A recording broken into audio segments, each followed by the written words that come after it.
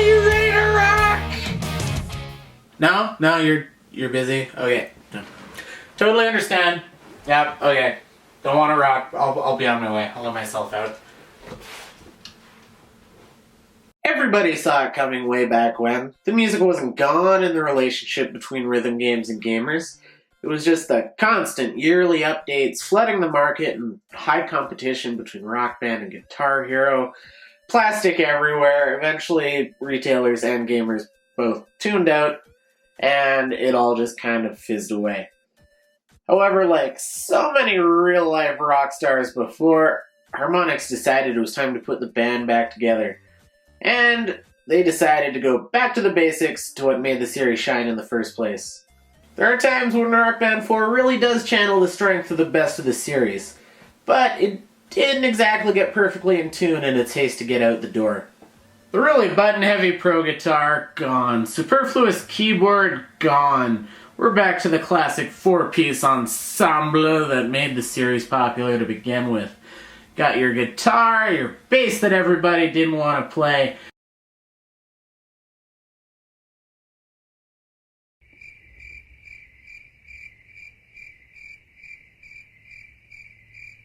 The drums, and we got three-piece vocals still.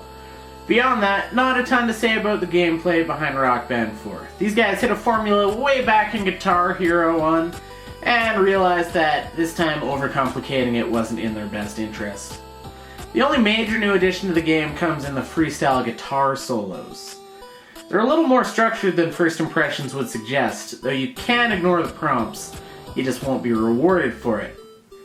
Instead of a series of charted notes, a stretch of the song will ask you to hit a bunch of different cues. Long notes, medium or fast licks where you need to strum in time, straight freestyle segments, and a bunch of other stuff. These are split even further into low notes that use the usual fret buttons on the guitar neck, and high notes that use those low fret buttons down near the body that you never used in the other games.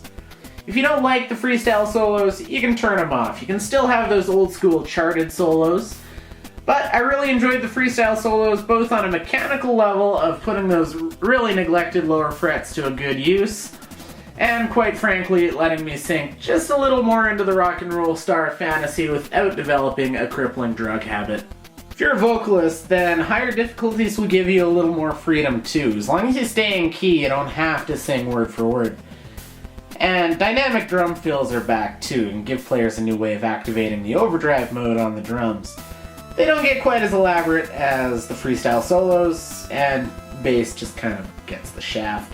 Should you be like me and just be unable to quite give up your old Guitar Hero instruments, they are compatible with the game on both systems, though not ideal. At least on the PS4 they're totally useless in the system AI, and in my testing, not quite as accurate and might drop frets a little easier than the new system native instruments. It's not bad enough to say you need to upgrade your gear if you're attached to your old sets, or if you just want to get in for a little cheaper. The price of entry is still very steep. And Harmonix did think ahead and allow older guitars to ignore the high-low note requests that freestyle solos might throw towards instruments without the second set of frets. Rock Band 4 was wise to leverage its platform of legacy instruments and content, because that's always been the strength of the series. The game launched with nearly 2,000 extra songs to download, all updated with the new mechanics of the game, and the rest of the library they built up way back in last generation is gonna show up eventually, disc songs and all. And if you stay in the same console family, you'll even get to carry over your purchases from last generation, totally free. Breadth of tunes available for the platform is still just as impressive as it always was, and ensures that regardless of your musical tastes, you'll be able to find plenty of songs that you enjoy. In many ways, Rock Band 4 calls back to the original game, but in some ways better than others.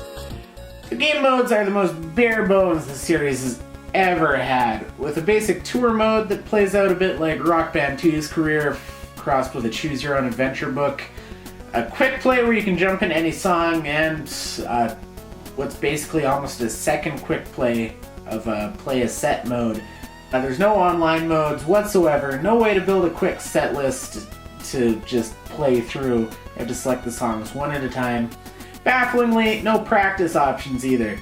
I mean, I didn't personally use these in the older games, but I could see why it was useful to the more core players of the series. And it seems like these are the people the game is trying to cater to, so why they're missing, I couldn't tell you. None of this at all is to suggest that Rock Band 4 isn't worth your time. The game is totally great. On the other hand though, for the cost of entry, it's gonna be even greater later. Maybe in a year that isn't bursting with titles like Metal Gear. If you're itching to play that funky music, consider dusting off your last generation systems for a little while and wait this one out. It's still gonna be there once Harmonix adds everything the game is short on right now.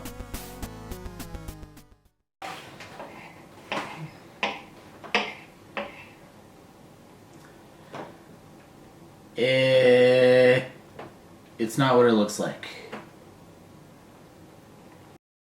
Hello everybody! Thank you so much for watching my goofy little Rock Band 4 review. Now if you liked what you saw, I encourage you to comment, like, share with your friends. If you really liked what you saw, you can subscribe, that'd be really awesome. You can do that by clicking on my face right here. Now if you like the music that was playing throughout the video, most of it was created by a YouTuber called 8-Bit Universe. You can click on Mr. 8-Bit Universe's face right here and go check out his work. That'd be awesome if you did. And until next time, stay classy, YouTube.